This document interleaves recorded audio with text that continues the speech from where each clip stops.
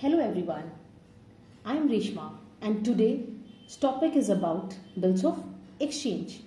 To begin with, we need to understand a small story. In this story, Pinky is the owner of sweet shop and one day Bablu visits Pinky's shop and says her to pack 10 boxes of sweets. He also informs Pinky that he is not having money but he will pay in future. Here student we can see the case of credit transaction. When cash is not paid promptly, that is instantly, that means he will pay in future, not the same day. Pinky agreed to give the sweet boxes to Bablu and said, I will make a bills of exchange for this transaction.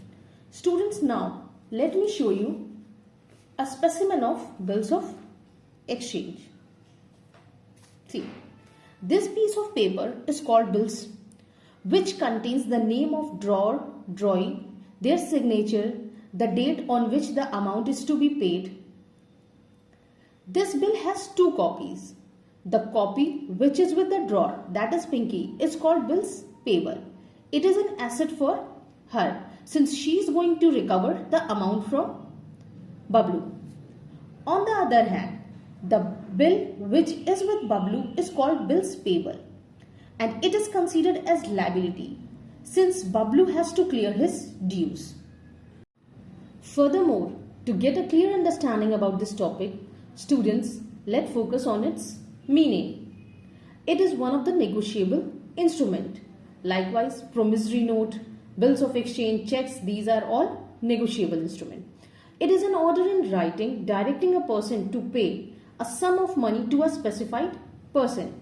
In our story, Pinky has given a bill in writing directing Bablu to pay 5,000. Now, the parties of bills of exchange are usually three parties: drawer, drawee and payee. Drawer is someone who makes the bill, that is Pinky. Drawee is someone who accepts the bill. Who has accepted the bill? Bablu. Payee, who receives the amount. In our story, drawer as well as payee is the same person, Pinky. See, drawer himself may be the payee. There are situations in which drawer and payee can be different persons. Coming up to our next topic, that is maturity period. The day at which it falls due, that including 3 days of grace. It is let's suppose a bill is drawn on 1st January and it is to be paid after 3 months.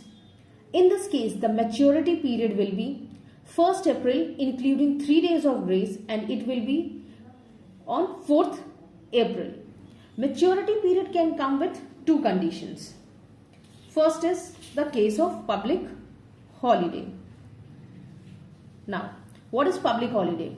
Students, public holidays are those holidays of which people are usually aware of. Example, 15th August, 26th Jan, 2nd October, Sunday or some of the festivals. For this case, payment will be made before one day. On the other hand, there can be a condition of emergency holiday. Now, what is emergency holidays? Emergency holidays are those unforeseen holidays people are usually not aware of. In this case, payment will be made after one day. So, whatsoever is the due date, you have to clear your payments after one day.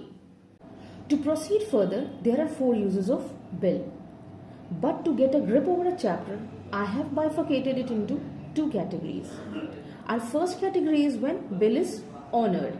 When the acceptor of the bill pays the amount specified in the bill on due date, which means drawee pays his dues on due date.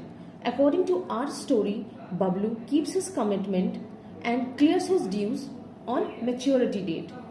On the other hand, when bill is dishonored, the person on whom a bill is drawn, that is the drawee, Bablu, refuses to accept it, or if he accepts the bill and agrees to pay but later fails to do so on due date, which means drawee refuses or fails to pay. Relating it with our story, Bablu declines. Students, you don't need to be skeptical. It is one of the easiest chapter.